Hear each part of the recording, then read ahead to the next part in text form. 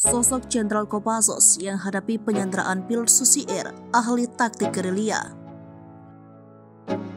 Komandan Korem 172 Prajawira Yakti, Brigjen TNI Cho Sembiring ditunjuk sebagai pemimpin pasukan penyelamat pilot Susi Air. Pilot Susi Air Kapten Philip Mark Martins disandra oleh kelompok pimpinan Egyanus Kogoya di Papua. Lebih dari 40 hari pilot kebangsaan Selandia Baru tersebut disekap. Terbaru, aparat gabungan TNI dan Polri yakin jika saat ini mereka masih dekat dengan target. Namun menurut Kepala Operasi Damai Kartins Kombes Faisal Ramadhani, pihaknya tak ingin terburu-buru. Karena prioritasnya pihaknya saat ini menemukan Kapten Philip dalam keadaan hidup. Di balik pasukan yang diterjunkan ada nama Brigjen TNI Cho Sembiring. Jebolan Kopassus itu ditunjuk jadi Komandan Komando Pelaksana Operasi Pembelaan Pilot Susi Air.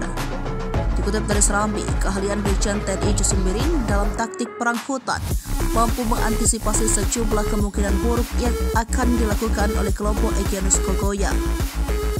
Bahkan KKB Egyanus Kogoya disebut tersentralisir di salah satu hutan gunung karena strategi kepungan yang dilakukan oleh Cho Sembiring. Lantas, siapa Brigjen TNI Cho Sembiring? Bagaimana rekam jejak sang Jenderal Kopassus di dunia militer? Ya, bernama lengkap Cuinto Omboh Sembiring yang lahir pada 8 Januari 1973. Perwira tinggi TNI Angkatan Darat itu sebelumnya menjabat sebagai Kadep Obses Koat.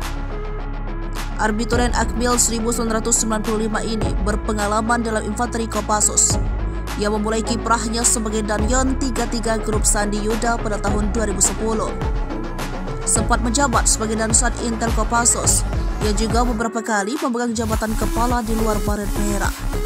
Namun kiprahnya di dunia militer banyak dijalani bersama Kopassus.